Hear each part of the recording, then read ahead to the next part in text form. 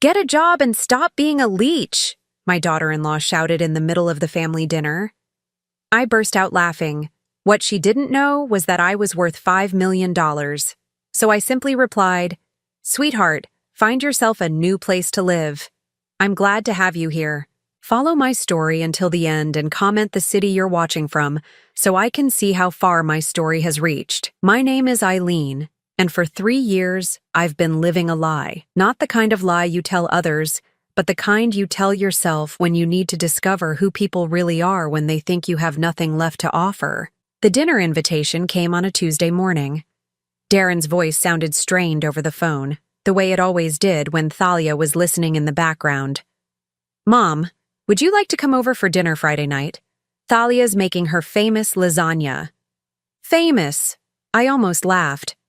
The woman could barely boil water without burning it, but I'd learned to bite my tongue over the years. "That sounds lovely, sweetheart. What time?" 7:30, and Mom. He paused, and I could practically hear Thalia's sharp whisper in the background. "Maybe dress a little nicer this time? You know how Thalia likes things to look. Presentable, presentable." I stared at my reflection in the hallway mirror after hanging up, gray hair pulled back in a simple bun, no makeup, wearing the same faded cardigan I'd worn to their house a dozen times before. For 3 years, this had been my uniform. The grieving widow, struggling to make ends meet in her small apartment, dependent on her son's occasional generosity. Friday evening arrived with the kind of October chill that cuts right through you. I walked the 6 blocks to their house, the same route I'd taken countless times since Harold passed. The house looked exactly as it had when I'd bought it for them as a wedding gift 7 years ago. Not that they knew that, of course. Darren opened the door with that forced smile he'd perfected. "Hi, Mom. Come in, come in." He gave me a quick hug, the kind that felt obligatory rather than genuine. At 34, my son had grown into a man I barely recognized sometimes. Still handsome, still my boy, but there was something hollow in his eyes that hadn't been there before his marriage. "Eileen."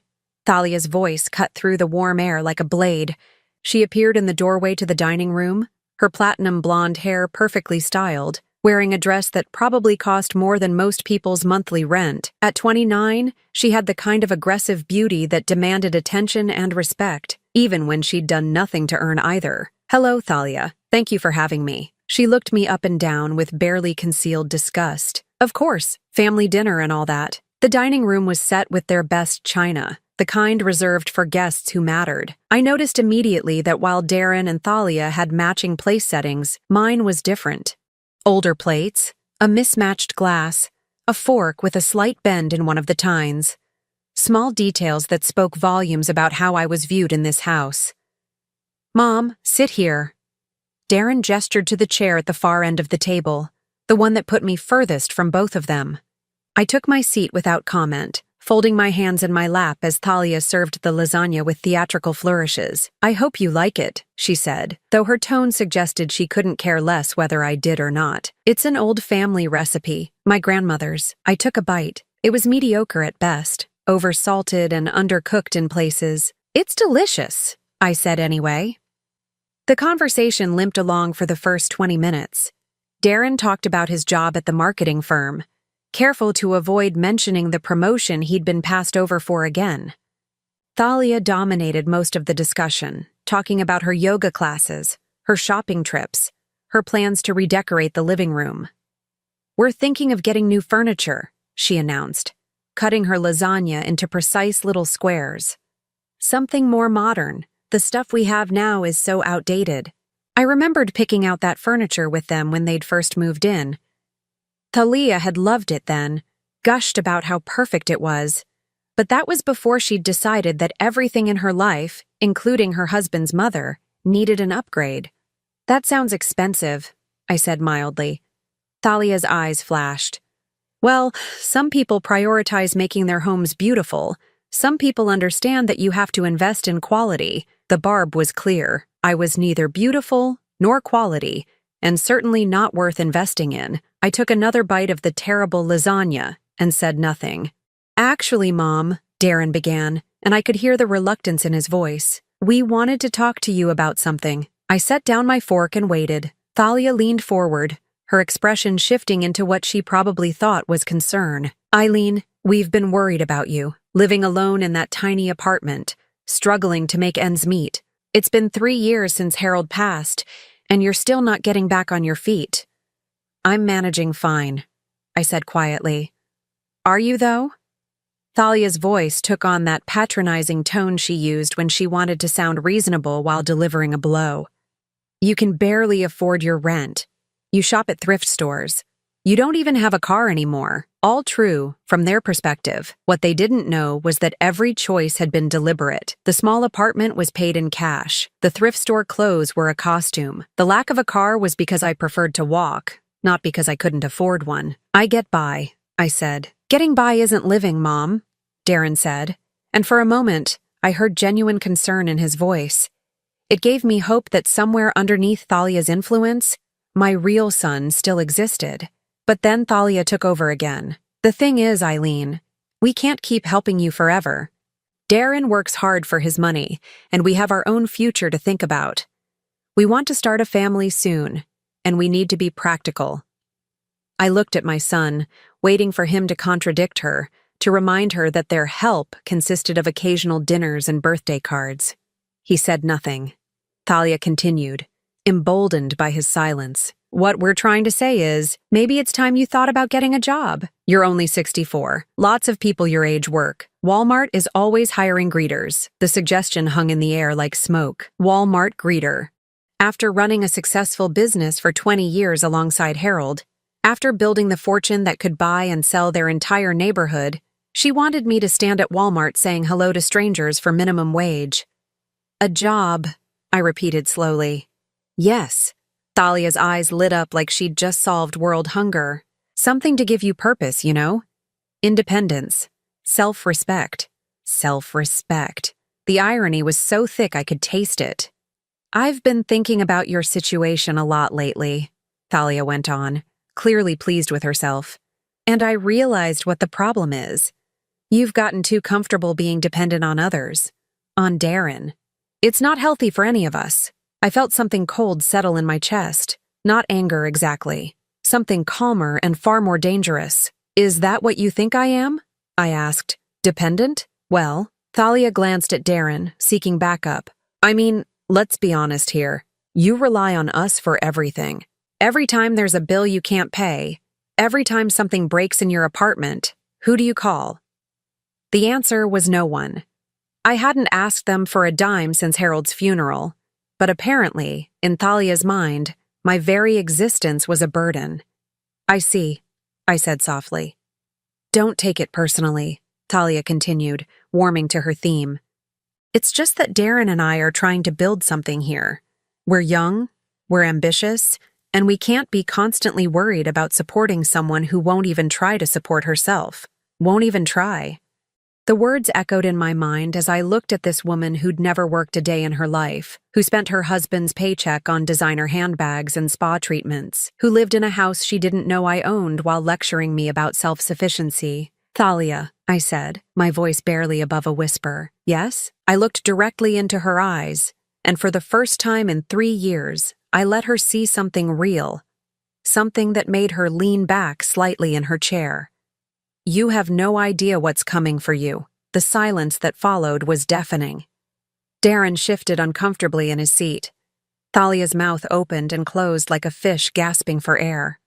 Excuse me? She finally managed. I stood up slowly, my movements deliberate and controlled. Thank you for dinner. The lasagna was exactly what I expected. I walked to the front door, my footsteps echoing in the sudden quiet. Behind me, I could hear Thalia's sharp whisper. Did she just threaten me? At the door, I turned back. Both of them were staring at me from the dining room doorway. Darren looked confused. Thalia looked rattled. Oh, and Thalia, I said, my hand on the doorknob. About that job advice? What about it? I smiled. It wasn't a warm smile. You might want to start updating your own resume. 3 days passed before Darren called. I'd been expecting it, of course. Thalia wouldn't have let him rest until he'd gotten some answers about my bizarre behavior at dinner. I was in my small apartment, sitting by the window with my morning coffee, when the phone rang. Mom? His voice was cautious, like he was speaking to someone who might be unstable. Can we talk? Of course, sweetheart. Would you like to come over? There was a pause. In 3 years, Darren had never once visited my apartment. He'd offered to help me move in, but I'd declined. He'd suggested stopping by for coffee, but there was always some excuse from Thalia about why that wouldn't work. Now, faced with the possibility of actually seeing how his mother lived, he sounded uncertain. Yes. Okay. I'll be there in an hour. I spent the next 60 minutes preparing for the most important conversation I'd had with my son in years. I made his favorite coffee, the expensive kind I kept hidden in the back of my cupboard. I put away the financial documents I'd been reviewing. I changed from my usual thrift store cardigan into something slightly nicer, though still carefully modest. When he arrived, Darren looked around the small apartment with barely concealed pity. 1 bedroom, a tiny kitchen, furniture that looked like it had come from yard sales, which technically some of it had. The rest I'd bought specifically to create this impression. Mom, this place is... He struggled for words. Small? I suggested. I was going to say depressing. I poured him coffee in one of my good cups, another little luxury I kept hidden from view most of the time. He took a sip and looked surprised. This is really good coffee. I splurge occasionally. We sat across from each other at my small kitchen table. For a moment, neither of us spoke. Then Darren cleared his throat. About Friday night. Yes? Thalia's really upset. She thinks you threatened her. I met his eyes steadily. What do you think? He shifted in his chair. I think something's going on with you that I don't understand. You've been different lately. Distant. And then Friday, the way you looked at Thalia, the things you said. The things I said were true. What does that mean, Mom? You told her she has no idea what's coming for her. That sounds like a threat. I took a sip of my coffee, considering my words carefully. The time for complete honesty hadn't arrived yet, but I could offer him a glimpse behind the curtain. Darren, do you remember what your father used to say about people who mistake kindness for weakness? He said they learn the difference eventually. Exactly. I set down my cup. For 3 years, I've been kind, patient. I've watched your wife treat me like a burden, an embarrassment, a problem to be solved. I've listened to her suggestions about how I should live my life, what I should do with my time, how I should dress, what I should eat. Darren looked uncomfortable. She's just trying to help. Is she? Or is she trying to make me disappear in the most socially acceptable way possible? Mom, that's not... Let me ask you something. I leaned forward. When was the last time Thalia asked me how I was doing? Not how I was managing financially, not whether I needed help with bills, but how I was actually doing as a person. He opened his mouth, then closed it. When was the last time she asked about my interests, my hobbies, my friends? When was the last time she treated me like a human being instead of an inconvenience? Darren stared into his coffee cup. She's not. She doesn't mean to be cold. Doesn't she? The silence stretched between us. Finally, Darren looked up. So what are you saying? That you're going to cut us out of your life? I'm saying that some people are about to learn that actions have consequences. That still sounds like a threat. I stood up and walked to the small bookshelf in my living room. Hidden behind a row of paperback novels was a manila folder. I pulled it out and returned to the table. Darren, I said, opening the folder. There's something I need to tell you about your mother. Inside the folder were bank statements, investment portfolios, property deeds, documents I'd kept hidden for 3 years, waiting for the right moment. His eyes widened as he began to process what he was seeing. Mom, what is this?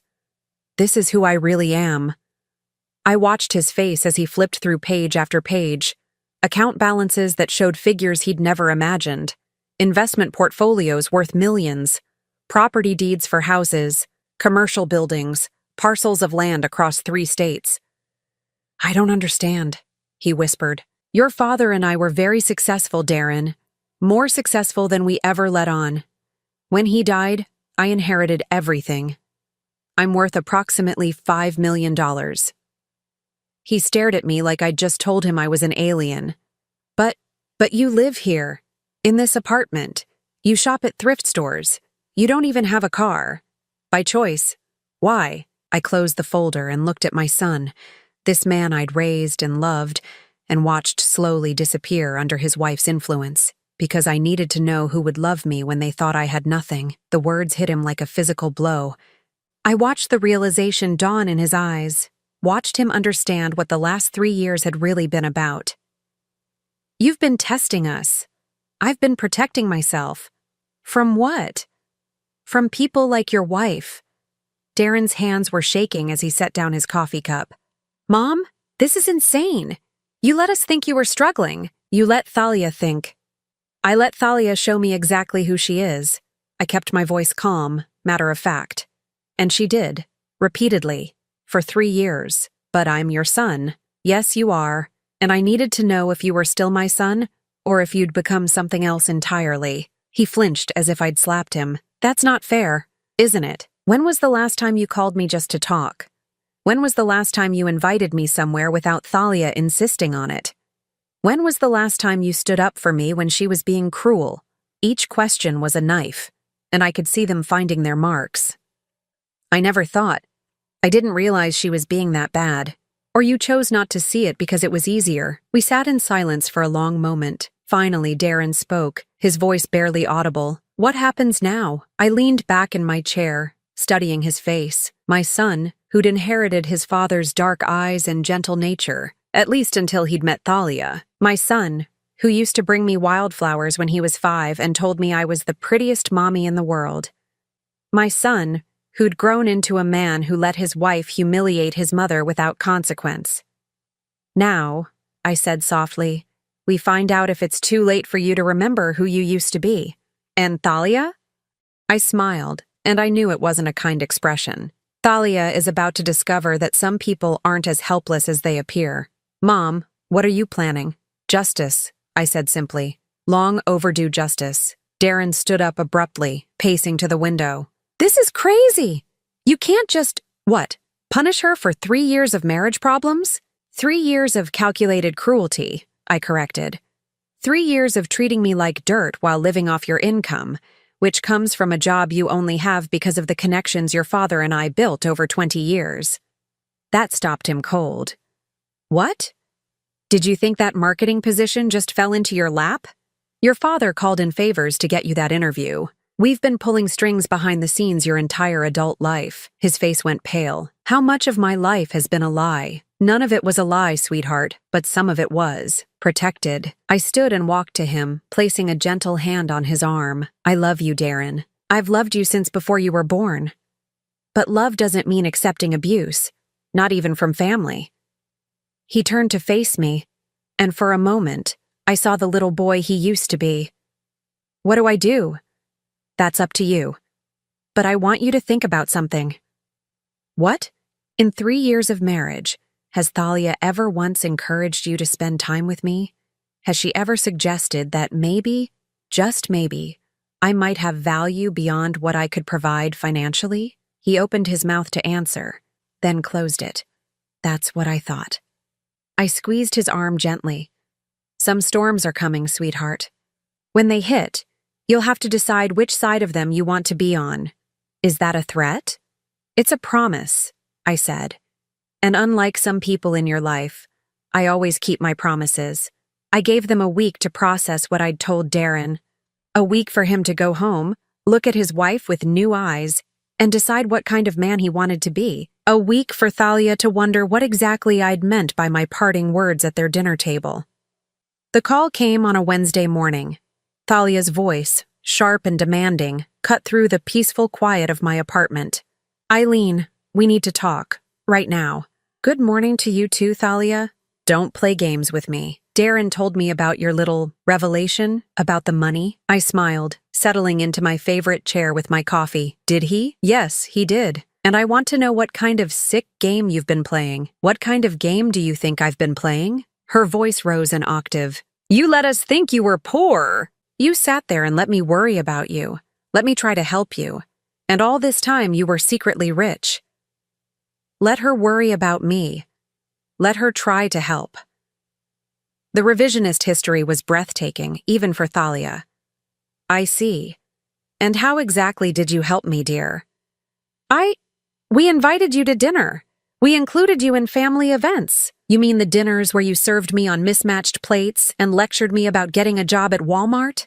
Silence. Then, you're coming over. Tonight. We're settling this. Am I? Yes. 7 o'clock. And Eileen? You owe us an explanation. The line went dead. I set the phone down and finished my coffee, thinking about the conversation that lay ahead. Then I walked to my bedroom closet and pushed aside the thrift store cardigans and discount dresses. In the back, wrapped in protective garment bags, hung the clothes I used to wear, the clothes that reflected who I really was. I selected a black dress, elegant but not flashy, real jewelry, not costume pieces, shoes that cost more than Thalia spent on groceries in a month. When I looked in the mirror, I saw a woman who could buy and sell everything Thalia had ever owned without checking her bank balance. It was time to stop hiding. I arrived at their house at exactly 7 o'clock, the same house I'd purchased for them 7 years ago, though they'd never known it. The same house whose mortgage I'd been quietly paying through a property management company, letting them believe Darren's salary covered it. Darren answered the door, and his eyes widened when he saw me. "Mom, you look different. Like yourself," he said quietly. "Like you used to look when Dad was alive." Thalia appeared behind him, and her expression was pure venom. She'd dressed for battle, too, in a designer outfit that probably cost more than most people's monthly salary. But next to the quiet confidence of real wealth, her attempts at intimidation looked like a child playing dress-up. "Well, well," she said, looking me up and down. "The poor widow has quite the wardrobe hidden away. Among other things," I replied mildly. We moved to the living room, the same room I'd helped them furnish when they'd first moved in. I took a seat on the sofa I'd helped them pick out, in the house I'd bought, surrounded by the life I'd made possible for them. "Okay," Thalia said, positioning herself like a prosecutor about to deliver closing arguments. "Let's hear it. The whole truth. What would you like to know? Everything. How much money do you have? Why did you lie to us? What kind of person pretends to be poor for 3 years? I folded my hands in my lap and looked at her calmly. The kind of person who wants to know who her real friends are. Friends? Thalia's laugh was sharp and brittle. I'm your daughter-in-law, not your friend. Family doesn't lie to family, doesn't it? Then perhaps you'd like to explain why you told the neighbors I was becoming senile and that you were worried about my mental health? Thalia's face went pale. Darren turned to stare at her. I never said that. You told Mrs. Henderson that I was showing signs of dementia. You suggested to the mailman that I might need to be placed in a care facility soon. You've been building a narrative about my declining mental state for months. That's not. Not what? Not true? Or not something you expected me to find out about? Darren's voice was barely a whisper. Thalia? Is that true? She spun toward him, eyes blazing. I was concerned. She was acting strange, saying weird things, dressing like a bag lady. I thought she might be losing it. Or, I said softly, you were laying groundwork for having me declared incompetent so you could access what you thought was Harold's life insurance money. The accusation hung in the air like a blade. Thalia's mouth opened and closed soundlessly. That's insane, she finally managed. Why would I do that? I reached into my purse and pulled out a manila envelope. Because 3 months ago, you contacted an elder law attorney. You inquired about the process for obtaining guardianship over an elderly relative who was showing signs of mental decline. Darren shot to his feet. What? I opened the envelope and pulled out printed emails, phone records, consultation notes. You wanted to know how quickly the process could be completed and whether there were ways to expedite it if the relative had significant assets. How did you get those? Thalia's voice was barely audible. Money opens many doors, dear, including the ones you thought were locked. Darren was staring at his wife like he'd never seen her before. Thalia, please tell me this isn't true. It's not what it looks like, she said desperately. I was just worried about her. I wanted to know what options we had if she really was getting sick. Funny thing about that, I continued. The attorney's notes indicate you were particularly interested in whether guardianship would give you access to bank accounts and investment portfolios. You specifically asked about liquidating assets for the patient's own good. The color drained from Thalia's face completely. She sank into a chair, her hands shaking. Mom, Darren said, his voice hollow. Please tell me you're making this up. I'm afraid not, sweetheart. But why? Why would she do this? I looked at Thalia, who was staring at the floor, and felt something that might have been pity if she'd deserved it. Because she never loved you, Darren. She loved what she thought you could provide. And when it became clear that your salary alone wasn't enough to fund the lifestyle she wanted, she started looking for other sources of income. That's not true, Thalia whispered. Isn't it? Then explain the credit card debt you've been hiding from your husband, the shopping sprees you've been financing with cash advances, the jewelry you've been pawning and replacing with fakes. Darren's face went white. What? I pulled out another set of documents.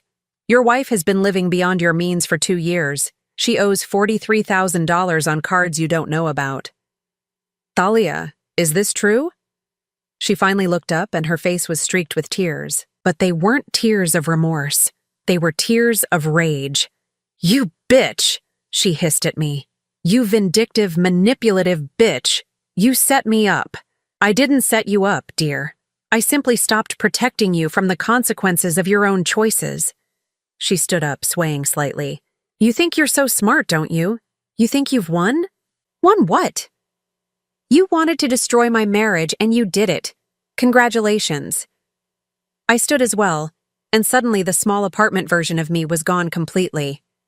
In her place stood the woman who'd built a business empire alongside her husband, who'd made million-dollar decisions without blinking, who'd never backed down from a fight in her life. I didn't destroy your marriage, Thalia. You did. The moment you decided that my son was just a stepping stone to something better. I love Darren. You love what Darren represents. Security, status, a meal ticket. But you've never loved him. How dare you? How dare I what? Tell the truth? Reveal what you really are? I walked closer to her, close enough that she had to look up to meet my eyes. You want to know what's really going to happen here, Thalia? What? You're going to pack your things and you're going to leave this house. Tonight. She laughed, high and wild. You can't make me leave my own home. Actually, I can.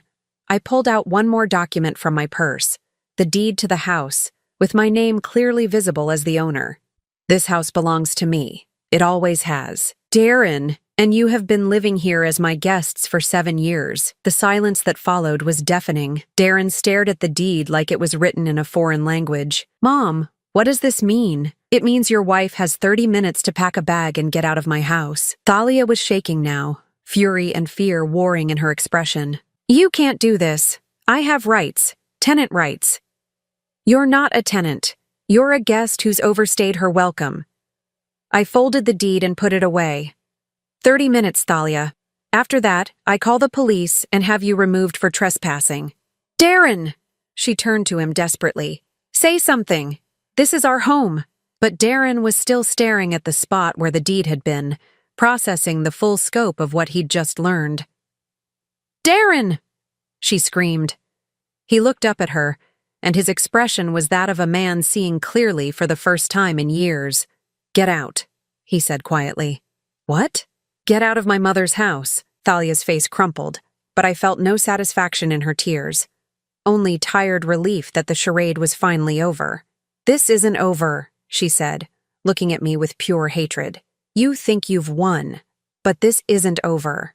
I smiled, and I made sure she could see exactly how little her threats meant to me. Oh, but it is, dear. This is just the beginning of what happens to people who mistake my kindness for weakness. She ran from the room, her footsteps pounding up the stairs. I could hear her throwing things around, slamming drawers, sobbing with rage. Darren and I stood in the living room, surrounded by the wreckage of his marriage and the echoes of 3 years of lies finally exposed to the light. Mom, he said finally. Yes? I'm sorry. I know you are, sweetheart. What happens now? I walked to the window and looked out at the quiet street, thinking about second chances and the price of forgiveness. Now we find out if it's possible to rebuild what we lost. The calls started the next morning. First my sister-in-law, Margaret, Harold's brother's wife, her voice tight with disapproval. Eileen, what in God's name has gotten into you? Thalia called me crying last night. She says you threw her out of her own home. I was sitting in my small apartment, still maintaining the charade for now, sipping coffee from my chipped mug while listening to Margaret's outrage. "Did she mention why?" I asked mildly. "She said you've been lying about money, pretending to be poor when you're actually wealthy. Eileen, that's disturbed behavior." "Is it?" "Yes. And now you've kicked a young woman out of her home because of some family squabble. Harold would be ashamed. Harold would be ashamed." The word stung because once upon a time, Margaret's opinion had mattered to me. She'd been like a sister during the early years of my marriage, before Thalia had poisoned that well too. "Margaret, did Thalia happen to mention the attorney she consulted about having me declared incompetent?" Silence. "Or the $43,000 in secret debt she's accumulated?" What are you talking about?" "Ask her. When you're done feeling sorry for her, ask her about the real reason she wanted access to my finances." I hung up before she could respond. The phone rang again immediately. Harold's sister, Patricia, with the same outrage, the same accusations, the same willful blindness to what Thalia really was. By noon, I'd received calls from 6 relatives, all parroting the same narrative. Poor Thalia, innocent victim of a vindictive mother-in-law who'd lost her mind with grief. I listened to each one, made mental notes about who had called, and said very little in my own defense. Let them show themselves. Let them reveal how quickly they'd turn on family when presented with a sob story from a manipulative stranger. The most disturbing call came from my nephew David, Margaret's son, whom I'd helped put through college just 5 years earlier. "Aunt Eileen," he said, his voice careful and professional, "I've been talking to some people about your situation." "My situation?" "Your behavior lately. The family is concerned that you might be showing signs of dementia or some other cognitive decline." I set down my coffee cup very carefully. Who exactly has been discussing my cognitive state? Well, Thalia mentioned some incidents: strange behavior, paranoid thinking, accusations against family members. And now this business with throwing her out. David, let me ask you something. Do you remember who paid for your final year at Northwestern? What does that have to do with anything? Humor me. Mom and Dad helped, and I had loans. Your parents contributed $8,000. I paid the remaining $32,000. Silence. I also paid for your sister's wedding, your mother's breast cancer treatment that insurance didn't cover, and the down payment on your first house, all of which you know perfectly well. Aunt Eileen, so when you talk about my cognitive decline, you might want to consider whether someone with dementia would remember those details quite so clearly. He hung up without another word. The pattern was becoming clear. Thalia hadn't just disappeared quietly into the night. She'd launched a campaign, painting herself as the victim of an unstable older woman who'd suddenly snapped. And like poison in a well, her version of events was spreading through the family network. 2 days later, Darren called. His voice was strained, exhausted. "Mom, can we meet? We need to talk." "Of course. Where?" "Not at the house. Thalia's been. She's been calling everyone. The family's in an uproar. We met at a small cafe downtown, the kind of anonymous place where 2 people could have a difficult conversation without being overheard." Darren looked like he hadn't slept in days. His eyes were red-rimmed, his clothes wrinkled, his usually perfect hair disheveled. "She's destroyed me," he said without preamble. "What do you mean?" "Thalia, she's not just telling everyone her version of what happened. She's making things up." I wasn't surprised, but I waited for him to continue. "She told my boss that you're suffering from dementia and that I've been distracted at work, worried about your mental health. She suggested they might want to consider whether my job performance has been affected." The calculated cruelty of it took my breath away. Not content with destroying her own reputation, she was now trying to sabotage Darren's career. "What did your boss say?"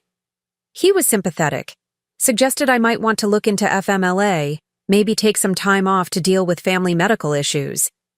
"And you told him?" "What could I tell him?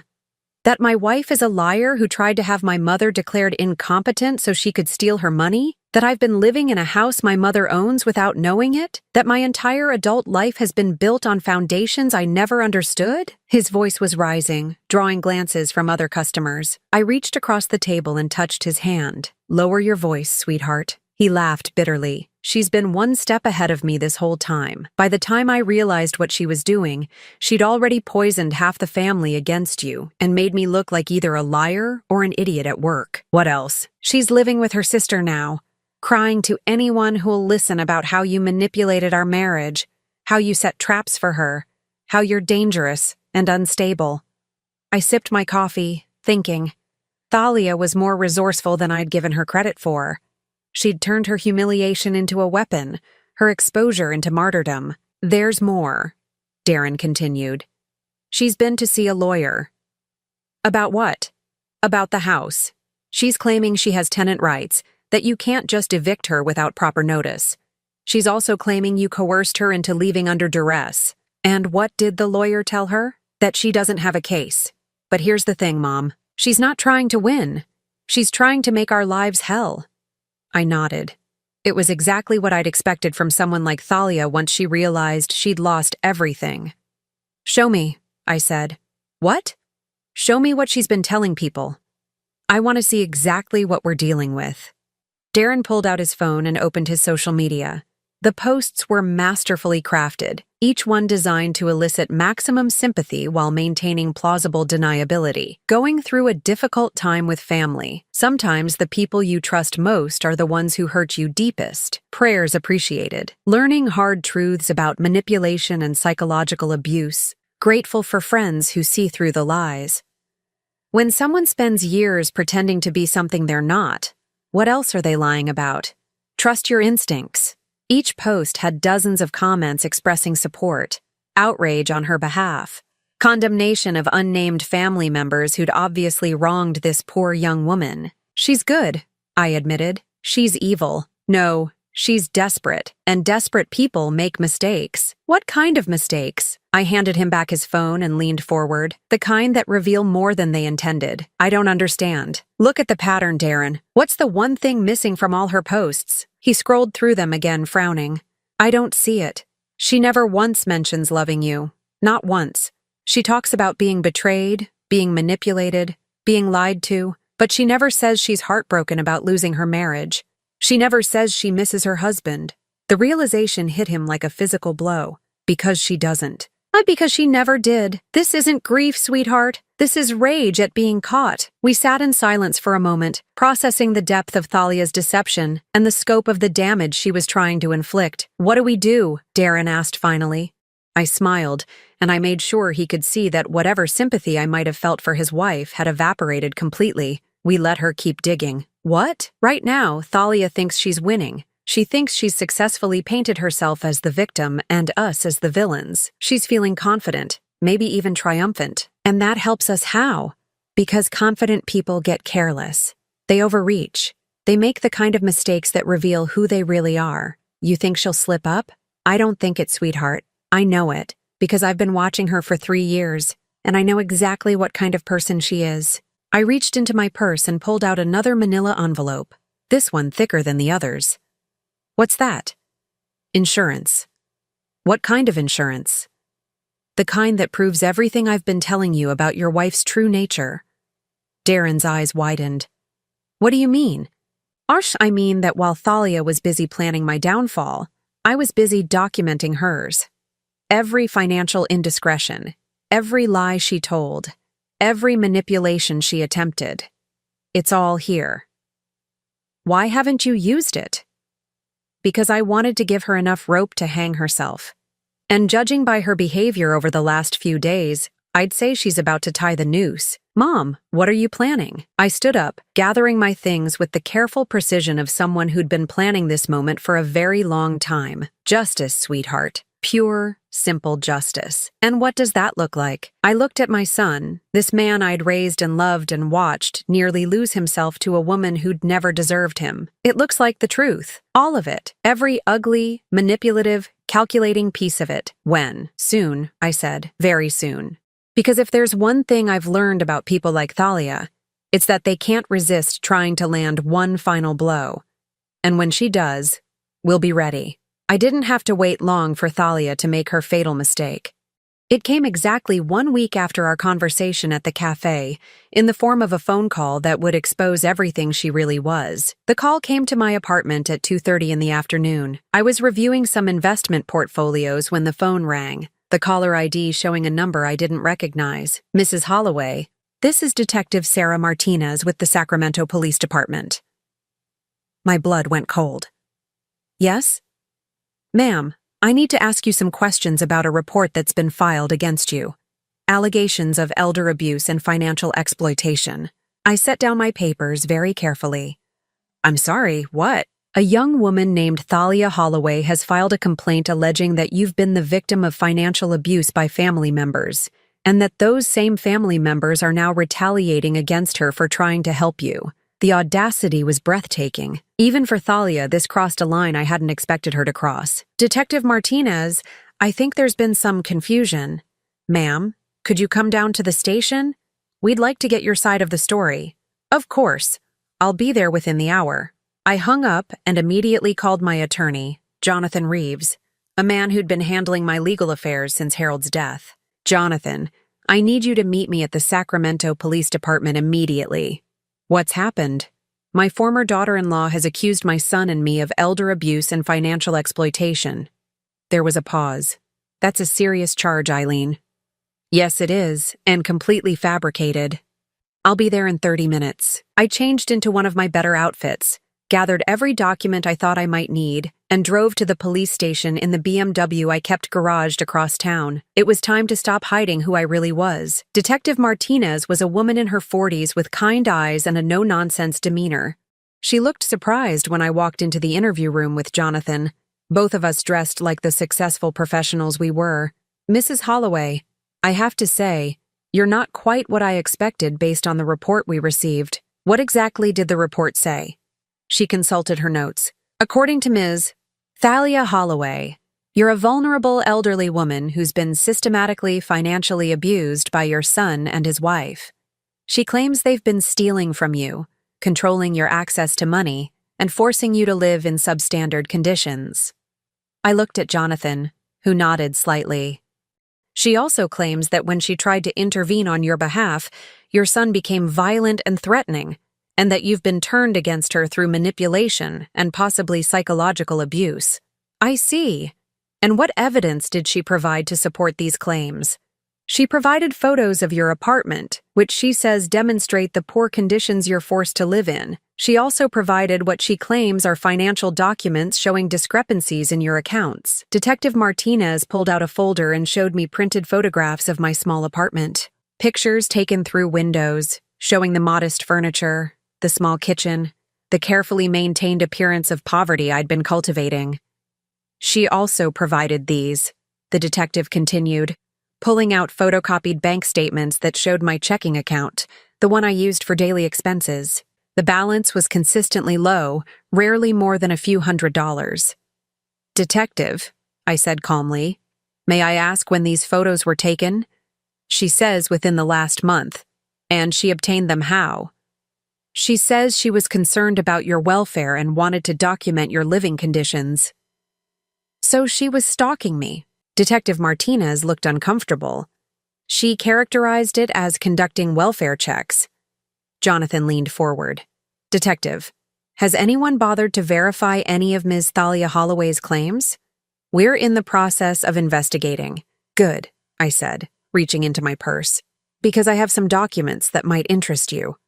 I placed my real bank statements on the table, the ones showing my actual financial position. Detective Martinez's eyes widened as she processed the numbers. Mrs. Holloway, these show assets of approximately $5 million, yes. But the statements Ms. Thalia provided show one account, my household expense account.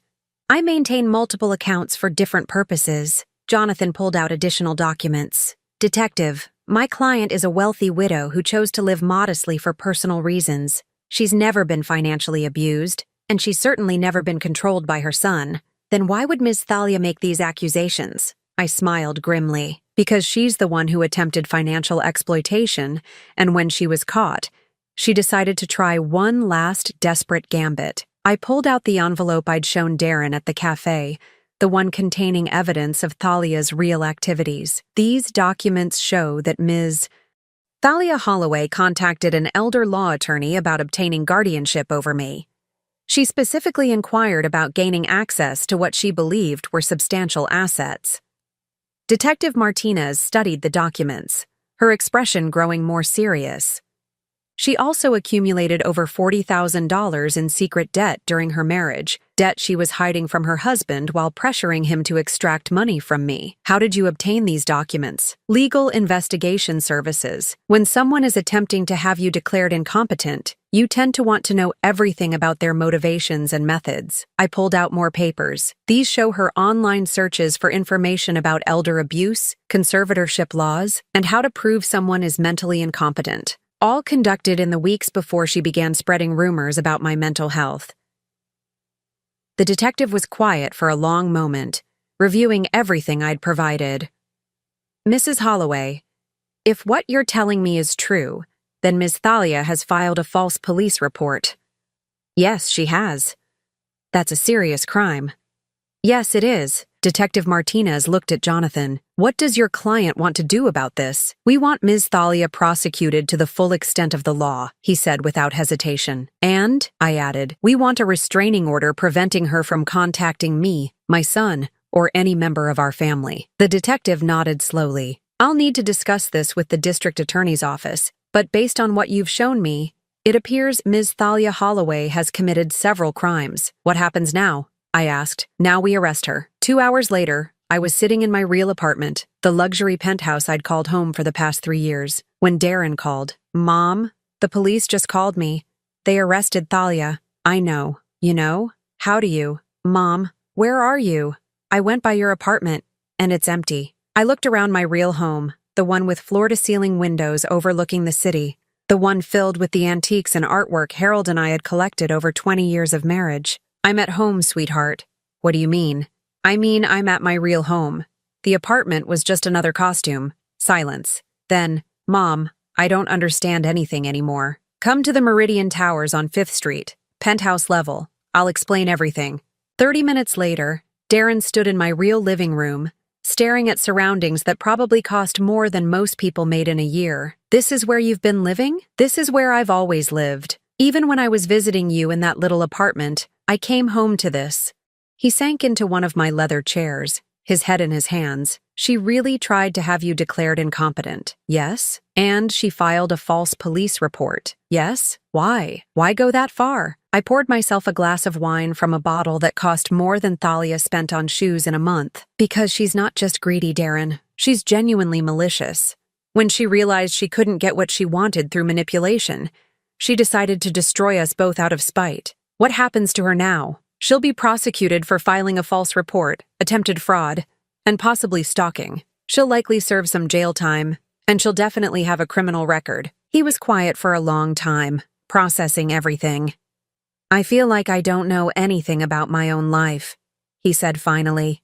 You know the important things. You know I love you. You know you're a good man who got caught up with a bad woman. You know you have a second chance to build something real. Do I? Do we? I looked at my son, this man I'd raised and protected, and almost lost to someone who'd never deserved him. That depends. On what? On whether you can forgive yourself for not seeing who she really was, and whether you can forgive me for the test I put you through. You were protecting yourself. I was, but I was also testing you. And that's not fair. A mother shouldn't have to test her child's love. Darren looked up at me, and for the first time in years, I saw the boy he used to be before Thalia had gotten her claws into him. Can we start over? I'd like that very much. No more tests, no more games, no more lies, no more tests, I agreed. But, sweetheart? Yeah? If you ever bring home another woman like Thalia, I'm moving to Europe and not leaving a forwarding address. For the first time in months, my son laughed. Really laughed. Deal, he said. Definitely deal. 6 months later, I was sitting on my terrace watching the sunset paint the city in shades of gold and amber when Darren called with news I'd been expecting. The divorce is final, he said, his voice lighter than it had been in years. How do you feel? Free.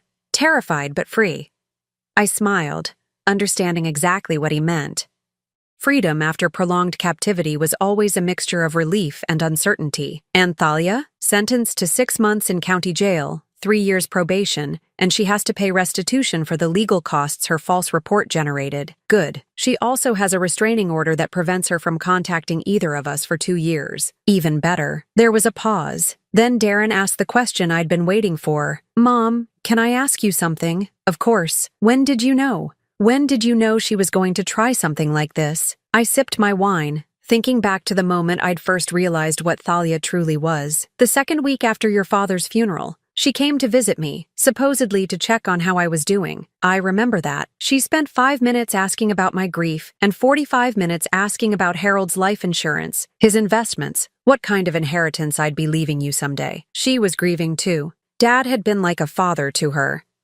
No, sweetheart. She was calculating. There's a difference.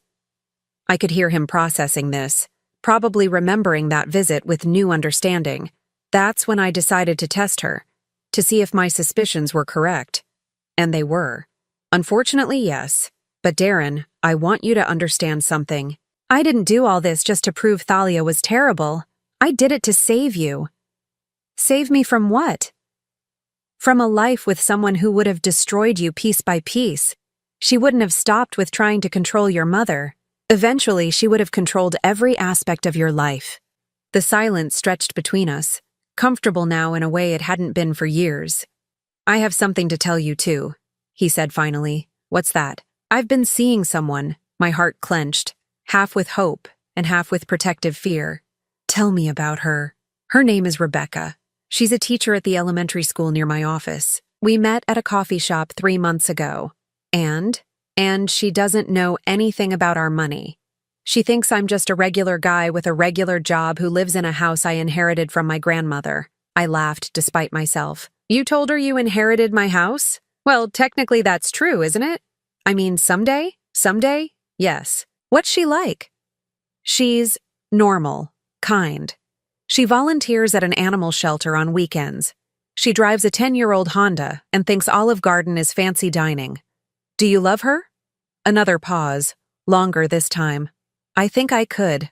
But Mom, I'm scared. Of what? Of not being able to tell the difference between real love and manipulation.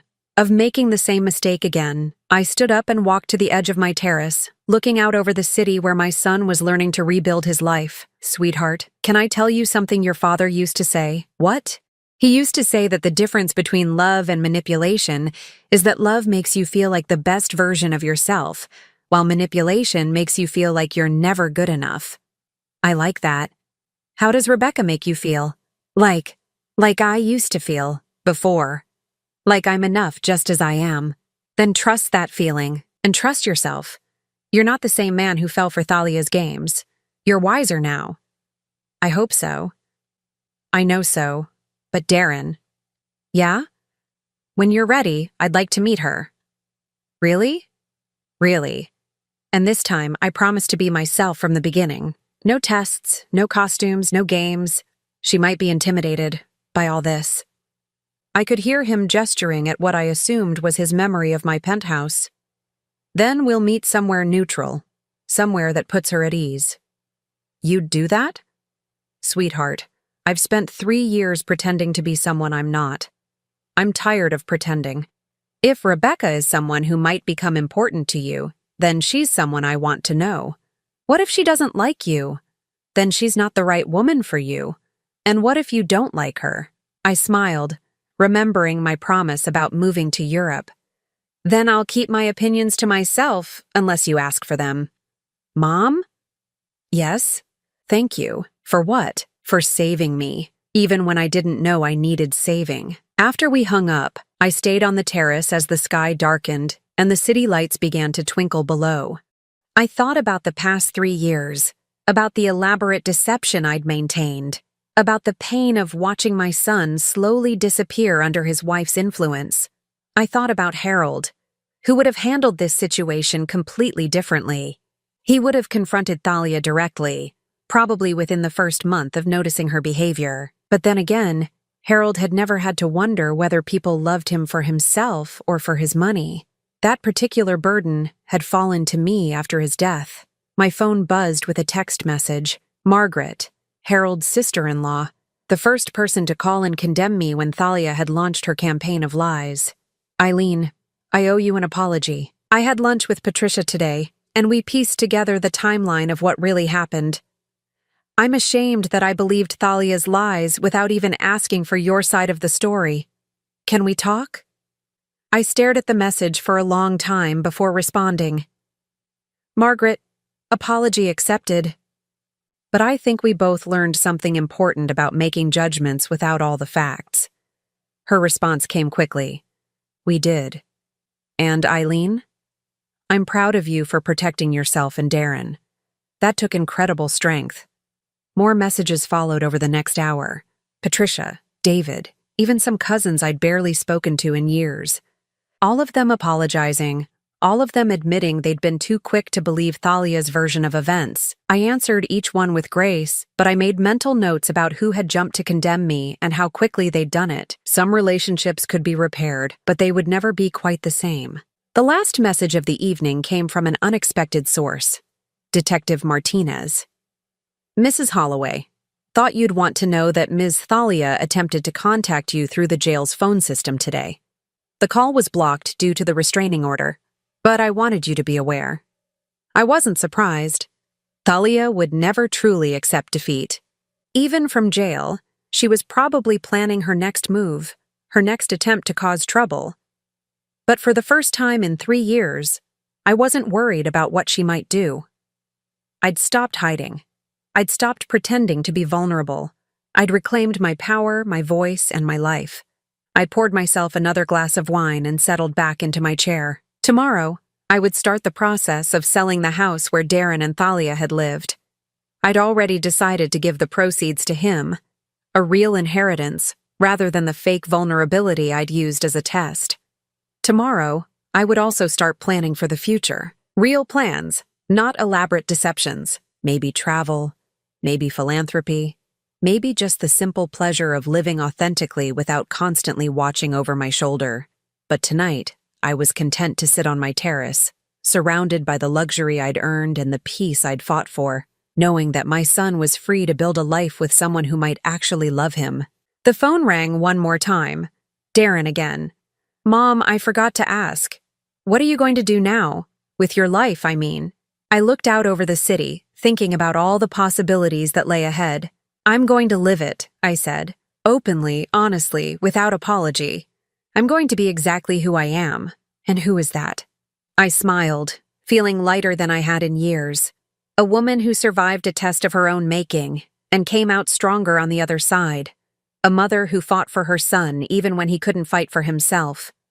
A widow who honored her husband's memory by protecting what they built together. I love you, Mom. I love you too, sweetheart. More than you'll ever know. After I hung up, I stayed on the terrace until the wine was gone and the city had settled into its quiet, nighttime rhythm. For 3 years, I'd lived in the shadows, testing the people I loved, protecting myself from those who would use me.